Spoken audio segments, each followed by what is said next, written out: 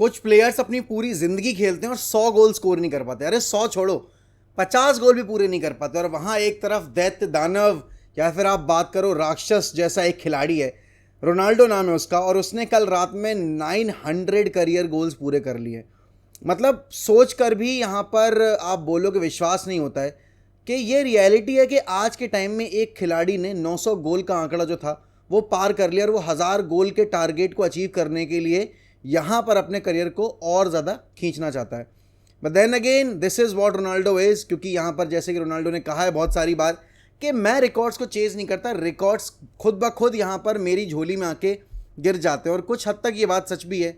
अगर आप देखोगे चैंपियंस लीग में हाईएस्ट गोल स्कोरर है, अभी उसके लिए उनको नवाजा गया, यहाँ पर नए फॉर्मेट का लॉन्चिंग भी उनसे करवाया गया। और यहाँ पर कल रात में क्रोएशिया के अगेंस्ट अपना 900वां गोल स्कोर करके रोनाल्डो ने एक नया रिकॉर्ड कायम कर दिया है। अब देखो रोनाल्डो का इतना इतना बड़ा जो करियर रहा है 2003 से लेकर और अभी तक 21 साल का करियर ये हो चुका है। और अभी हाल फिलहाल में रोनाल्डो रुकने का नाम लेने वाले हैं नहीं, क्योंकि उनके जहन में, उनके दिमाग में यहाँ पर एक ही चीज़ है, और वो है 2026 का वर्ल्ड कप खेलना। अब कल रात में रोनाल्डो से जब पूछा गया यूरोज़ के बारे में और वर्ल्ड कप के बारे में, तो रोनाल्डो ने कहा कि उनके लिए वर्ल्ड कप और यूरोज़ में कोई डिफरेंस नहीं है। उन्होंने यहाँ पर इंटरनेशनल स्टेज पे 2 ट्रॉफीज़ जीत रखी हैं, और यहाँ पर उनके लिए यूरोज़ उतना ही इम्पोर्टेंट है जितना वर्ल्ड कप है। अब देखो इस पर अगर मैं कुछ बोलूँगा तो शायद एक कंट्रोवर्सी क्रिएट हो जाएगी, लेकिन आई गेस यही इस चैनल की खासियत है कि हम यहाँ पर थोड़ा सा जो हमें लगता है हम वो बोल देते हैं। देखो रोनाल्डो सेइंग दैट यूरो की बराबरी, मतलब आप वर्ल्ड कप की बराबरी एक यूरो ट्रॉफी से कर सकते हो, बिल्कुल नहीं कर सकते। रीज़न उसका ये कि यहाँ पर यूरोज़ में आपकी सिलेक्टिव टीम्स खेलती हैं और वर्ल्ड कप में आपकी जायंट्स लाइक ब्राज़ील, अर्जेंटीना यहाँ पर उतरती हैं कंपटीशन में, राइट। और यहाँ पर अगर हम 2016 के यूरोज़ विक्ट्री का अगर इनका पूरा कैंपेन देखेंगे पोर्चुगल का, तो पोर्चुगल ने 3rd फिनिश किया था अपने ग्रुप में। और उस साल नए रूल्स आए थे कि जो 3rd टीम फिनिश करेगी और जो बेसिकली 4 बेस्ट टीमें होंगी 3rd पे फिनिश करने वाली, वो क्वालिफाई करके आगे जाएंगी। तो यहाँ पर अगर उस साल वो रूल ना आया होता तो शायद पोर्चुगल कभी ग्रुप स्टेज से बाहर आगे बढ़ भी ना पाती। बट इवेंचुअली वो आगे गए और फिर उन्होंने जाके यूरोज़ का जो खिताब था वो फ्रांस के अगेंस्ट उनको हरा के जीता, उनकी सरजमीन के ऊपर। लेकिन कभी भी आप एक कॉन्टिनेंटल कंपटीशन का जो लेवल है उसको आप वर्ल्ड कप के लेवल पे रख नहीं सकते। और यहाँ पर आपको याद है कि किस हद तक यहाँ पर वर्ल्ड कप के लिए, वर्ल्ड कप के फेलियर के लिए यहाँ पर अर्जेंटीना को ट्रोल किया गया है इतने सालों में। और अल्टीमेटली अब जब अर्जेंटीना ने वो वर्ल्ड कप जीत लिया है तो अब जाकर उनको वो रिस्पेक्ट मिलनी शुरू हुई है। और अभी भी लोग उस वर्ल्ड कप को रिग्ड वर्ल्ड कप बोलते हैं। आई थिंक देखो रोनाल्डो को अगर 2026 का वर्ल्ड कप खेलना, पहली बात तो रोनाल्डो को मेरे ख्याल में अब ये चीज़ें करनी बंद करनी पड़ेंगी कि यहाँ पर वो अभी भी खुद को अगर ये चाहते हैं कि वो प्रूव करे सबके सामने, ज़रूरत ही नहीं है। रोनाल्डो जैसे खिलाड़ी को किसी को प्रूव करने की क्या ज़रूरत है, उन्होंने इतना कुछ अचीव कर लिया है। लेकिन अभी भी अगर उनको लगता है कि जस्ट बिकॉज मेस्सी ने यहाँ पे वर्ल्ड कप जीत लिया है तो हर बार अपने आप को यहाँ पर वो उस लेवल पे बार बार शो करने के लिए कि उनकी यूरो की विक्ट्री वर्ल्ड कप के बराबर है, या फिर उनकी जो यूरोज़ की विक्ट्री है उसको इक्वल इंपॉर्टेंस मिलनी चाहिए, मेरे ख्याल में इसका कोई सेंस ही नहीं बनता, इसका कोई लॉजिक नहीं है।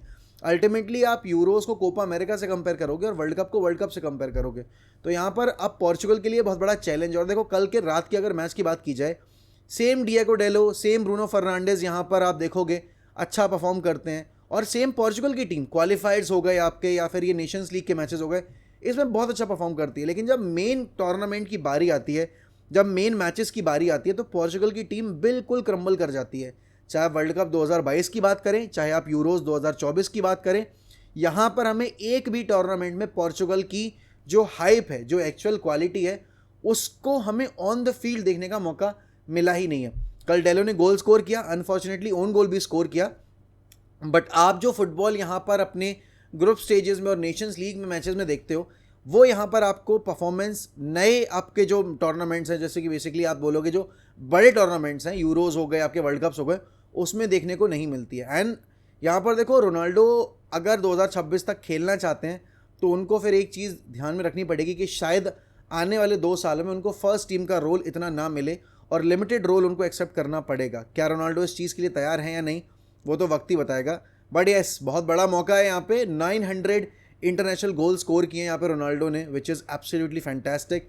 आई डोंट थिंक ये अभी हाल फिलहाल के फ्यूचर में पॉसिबल हो पाएगा, क्योंकि इतनी ज़्यादा जो फुटबॉल हो रही है ना, और इतने सारे प्लेयर्स एक टाइम पे जो इंजर्ड हो जाते हैं, और यहाँ पर आप देखोगे आज के टाइम में प्लेयर्स का करियर ACL इंजरीज के चलते उसके चलते इतना जल्दी हैम्पर होता है। उस केस में यहाँ पर आपको रोनाल्डो के करियर की और ज़्यादा तारीफ़ करनी पड़ेगी, जहाँ पर आप देख रहे हो कि इतना फिटनेस पे ध्यान देने वाले जो अभी टाइम में, न्यूट्रिशन पे ध्यान देने वाले टाइम में प्लेयर्स अपने आप को पूरे सीज़न फिट नहीं रख पाते, वहाँ रोनाल्डो ने 21 साल तक अपने आप को परफेक्ट शेप में रखा है। और हाईएस्ट आप बोलोगे यहाँ पर जो एक पॉसिबिलिटी होती है प्लेयर के लिए डिलीवर करने की, उस पॉसिबल यहाँ पर आपके स्टेज पर डिलीवर भी किया है।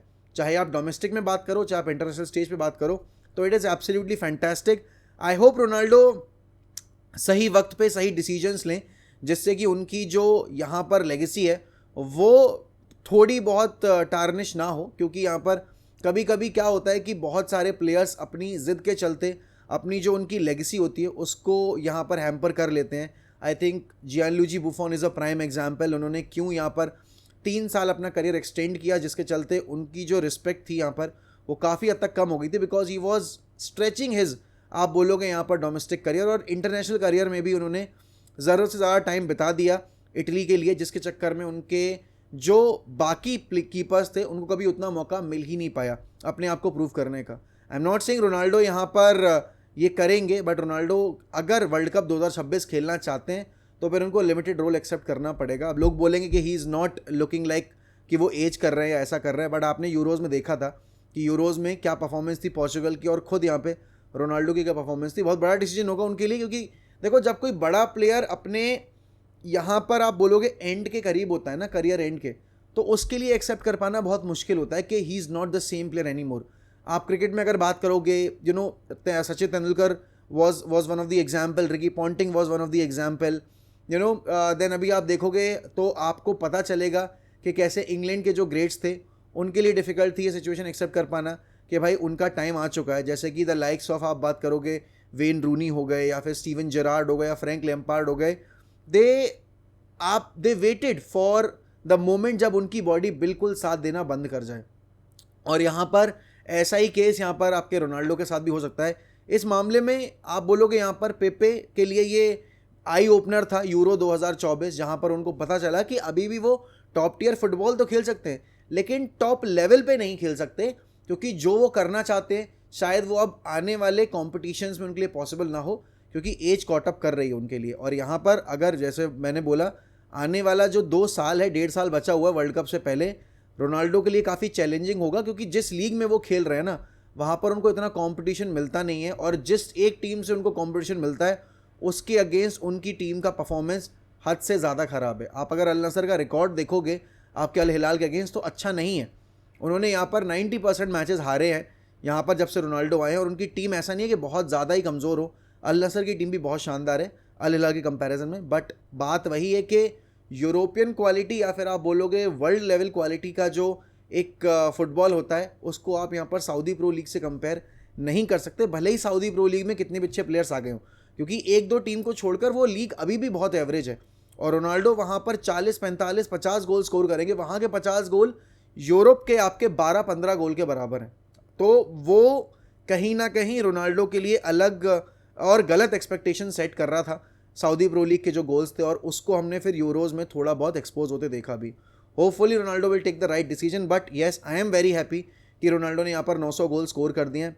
बट ऐसे स्टेटमेंट्स यहाँ पर इन अचीवमेंट्स को ना ओवर शेडो कर जाते हैं, बिकॉज ये जो स्टेटमेंट्स होते हैं ना, ये रोनाल्डो की जो करंट आप बोलोगे ये जो वो अचीवमेंट्स अभी यहाँ पर रजिस्टर कर रहे हैं अपने नाम पे, इसकी हाइप कम कर देता है। And it is all because कि रोनाल्डो खुद वो चीज़ आके पब्लिकली बोल रहे हैं, और एक बार नहीं बार बार बोल रहे हैं। आई डोंट थिंक इसकी कोई ज़रूरत है, but then again Ronaldo is free to do whatever he wants, we are free to say whatever we want, because यही फ्रीडम ऑफ स्पीच है।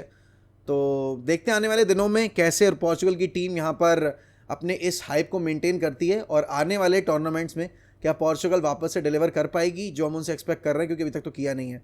बाकी thank you so much for watching the video. अगर आप channel पर नए हैं तो please subscribe to the channel, and इसी के साथ मैं आपसे लूँगा अलविदा। मिलता हूँ अगली वीडियो में। ध्यान रखिए अपना, बाय बाय, टेक केयर।